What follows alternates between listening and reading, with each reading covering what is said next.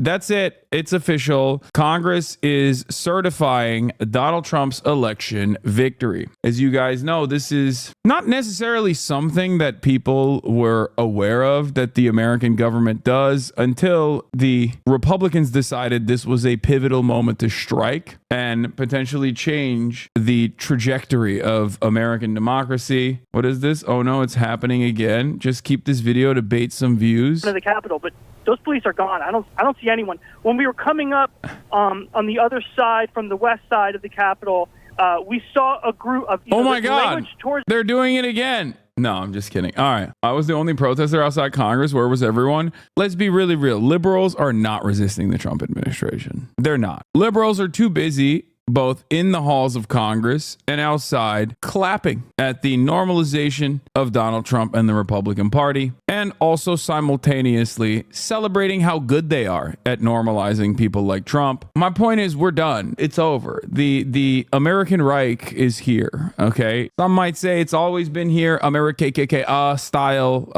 Maoist standard English speakers, rejoice, you were right all along. But that's kind of where we're at. Look at the liberals celebrating how wonderful they are, celebrating how they preserve these institutions, unlike the silly Republicans. Meanwhile, they're certifying Donald Trump, Pursuant to the Constitution and laws of the United States, the Senate and House of Representatives are meeting in joint session. I'll be honest, it does kind of feel like maybe they didn't think Donald Trump was Hitler. Of course, this doesn't reflect my opinion on the matter, but it kind of feels like they didn't have any issues with Donald Trump's policies, and they certainly didn't have any issues with Donald Trump either. And they don't have an issue with the Republican Party either. They went from this is not normal to maybe this should be normal, and this way it'll be fine. And for the record, it's really interesting because you see media coverage on Trump's inauguration, and a lot of people in the media are talking about how crazy it is that Google and Facebook and Jeff Bezos, they're all giving millions of dollars to Trump's inauguration funds. And it's not that weird. If the elites have decided that Trump is just the Republican Party and this is just how the Republicans are, and we just got to play ball with the Republicans, then yeah, it's not newsworthy, or it wouldn't have been newsworthy in the same way if, I don't know, companies gave money to the George W. Bush inauguration. To me, it just shows that everyone in America is ready to play ball. All of our elites are ready to play ball. Trump, Teflon Don, he did the dang thing. He did it. He knew that he would face legal scrutiny, chose to fight against it by running for office again, successfully won the election, and now we're in his court. And the Democrats are, I think, totally willing to stand back and stand by. Verify the certificates and count the votes of the electors of the several states for President and Vice President of the United States. After ascertainment has been had that the certificates are authentic and correct in form, the tellers will count and make a list of the votes cast by the electors of the several states. The tellers on the part of the two houses will take their places at the clerk's desk. I want to know what Blue Anon is going to do now, because I thought Blue Anon was talking about how Kamala is going to stop the steal. As the admiral of the Blue Anon Brigades, West Coast Division General, I am at a loss for words here. I'm a little confused. I thought that we were supposed to wait for orders from Kamala Harris. I am the Blue Anon shaman. As the Blue Anon shaman, I thought this was our opportunity to strike. Kamala was going to not certify. She knew something was up. I thought that the SpaceX had changed out the vote tabulations and that Kamala was going to strike while the iron was hot. What's happening? And as the leader of the West Coast Kamala Brigades, I've decided perhaps that they actually infiltrated Kamala, put her in a CIA black site because she was fighting against the deep state. And this is a clone. I think Kamala is a clone. Meanwhile, this is liberal January 6th. A crowd of hundreds, if not 1,000, showed up to Meridian Hill, Malcolm X Park, for today's community snow fight in D.C. There it is. Liberal January 6th is happening. And what's funny is they'll also talk about how sweet it is. They'll talk about how great it is that look at us. We're adults, unlike those Republicans. And there's truth to that. Yes, liberals will not, throw their hands up and try to resist or do something about the situation. But then they'll also say, look at that. That's actually a virtue. It's actually a virtue that we are not even resisting the Trump administration after we said he was a Nazi. I still think he is, for the record. Only time will show how much of a Nazi he is. But a liberal insurrection would have looked very different. We would have escorted the original Broadway cast of Hamilton into the galleries. They would softly sing "History Has Its Eyes on You" as members of the GOP spewed their lies. Yeah, we would do woke gender as well. We would also only tactically snap, okay? And I say we because, remember, I am the blue and on brigadier. We would also snap, no clapping, just snapping.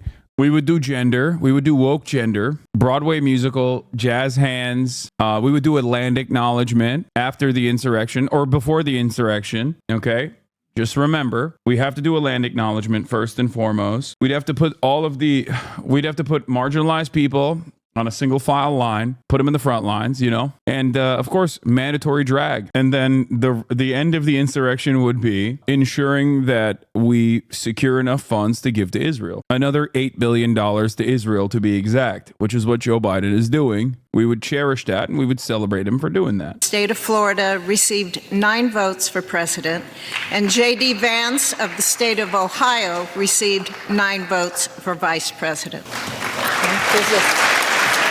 Madam President, the certificate of the electoral basically what's happening right now, the tellers alternate reporting on the authenticity and the... This is yet another testament to the reality that Donald Trump has dramatically changed American norms, American institutions, American politics, and reshaped it in his own image. Nobody before January 6, 2021 ever cared about January 6th. That was not like a media moment, but because he tried to overthrow American democracy in the funniest way possible, this is also a unique moment where, the American Congress has gotten together to certify the vote counts. It's like, this is just purely symbolic. This is the type of thing that like nobody really cared about. It's just, super basic stuff in Congress that happens that you normally are supposed to not even know about. No one needs to know that this is a thing. No one is supposed to watch this in real time. Proper form of each of the certificates and the number of votes designated for president and vice president, and then each teller records the results. This is it's not even PBS material. This is C-SPAN. In the past, this got like 35 views on C-SPAN. On a paper tally It does sheet. seem boring. It is boring. And at the end of that, look at them. They're describing the process of vote certification. Like, what? Of course it's boring. It's so stupid. It's like putting a camera in front of a guy who's just like literally rubber stamping stuff at the FDA every day or something. Like it is incredibly boring procedural stuff. And I think part of the reason why we're hyper focusing on this is to basically repeat a lie that things are normal. Okay? Things are not normal. Things are not normal. But everyone, the fourth estate, is desperately trying to be like, no. I promise you things are normal. Look at how normal this bureaucratic process is. Everything is fine. Please don't freak out. Meanwhile, Justin Trudeau, in America's hat, Canada, resigned. Part of the reason why he resigned is because he was deeply unpopular, okay? Part of the reason why he was deeply unpopular played a role in the same struggles that Americans are facing as well, where a lot of people have decided that immigrants are the reason why the housing market is out of control. People will point to the carbon tax, or the taxing initiatives that he engaged in for green energy, even though it's an objectively conservative way of trying to tackle climate change. America's other ally, South Korea, experienced a martial law initiative. The president was deposed, and now they're going after him, but they can't even issue an arrest warrant because he's protecting himself with his own Secret Service. America's not saying anything about that either because it's weird. You have war everywhere. The things are just not normal. Things are not normal at all. And it seems like leadership at the helm is more invested in maintaining neoliberalism as the way to go, this like ideological zealotry, rather than try to actually fix some of these problems. And people are getting more and more frustrated. Right-wingers are just winning. They're winning all over the world, where people have not changed their politics at all on the opposing side to fascism. If you have liberals running the show, you're in a really terrible predicament. All the while, we just hyper focus on silly things like this to be like, no, everything is fine. Everything is good. While this is happening, Trump is, on the other hand, consistently saying, oh, we're just going to annex Canada. Now, I think he's joking about that. I don't think he's being serious about that. But I do think it's dangerous and nefarious when he talks about invading Mexico or bombing the cartels. I do think that that is something that he might do. I don't think he's joking about that. As it stands, I fear as though we will just keep looking at things like this to be like, no, everything is fine. Everything is normal. This is a good thing today. Again, the new incoming president will make the decision whether he wants to move on from January 6th or not. I'm fine whatever he decides. I think the country would be better off if he did. But yeah, it's good to see this happen today. Do you think January 6th, I mean, years from now, is, a date that will live in infamy to... Oh, Jesus Christ. Yeah. January 6th is like, at this point, I think it's 100 9/11s, I think. Worse than 9/11 times 100. Obviously, no one cares about January 6th. Who cares? Let the man overthrow the government in peace. Leave him alone. I mean, he is doing that right now, by the way. Ironically enough, he is kind of doing that. So if your argument against Donald Trump is that he destroys institutions because you're a norms respecter, an institution defender, then yeah, you're very frustrated about January 6th, 2021, and you're not frustrated about January 6th, 2025. That's the point. This is exactly what I'm trying to explain to you.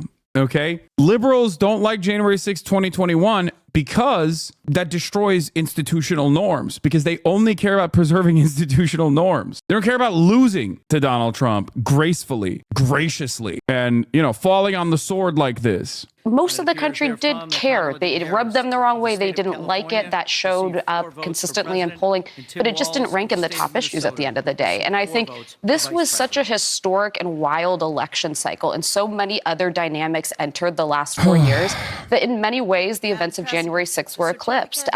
Okay, I think we've seen enough. Okay, we've seen enough. Peaceful. Yeah, breaking news. Kamala Harris announces she will oversee the certification of the 2024 election, and she's going to do it gracefully. Transfer of power is one of the most fundamental principles of American democracy.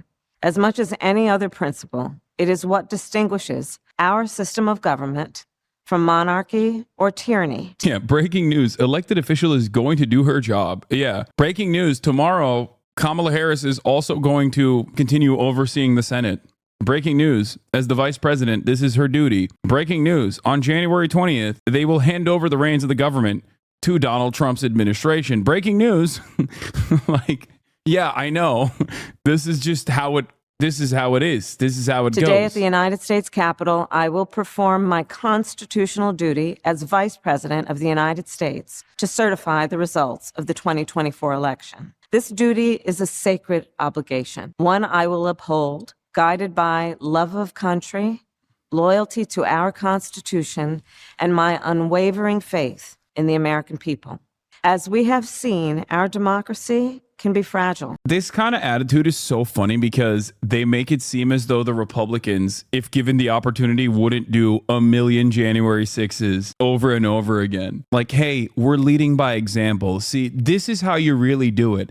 And if you're engaging in this pageantry of a normal piece of the process, normal bureaucracy, as though this is a valuable lesson to instill upon the American public, make no mistake, they do not care. Your enemies do not care. Well, I guess your Republicans aren't really her enemies, if we're being real, or the Democratic Party's enemies, but they are the enemy of the American people. I'm just going to repeat this over and over again in perpetuity. Institution respecters and norm defenders, when they lose to the Republican Party, end up also failing on both fronts, because the Republicans will never defend the institutions or the norms. They only care about getting their way. You are grossly underestimating Kamala 2028. I am telling you right now, Kamala Harris's political career is done. It is done. It is Jover.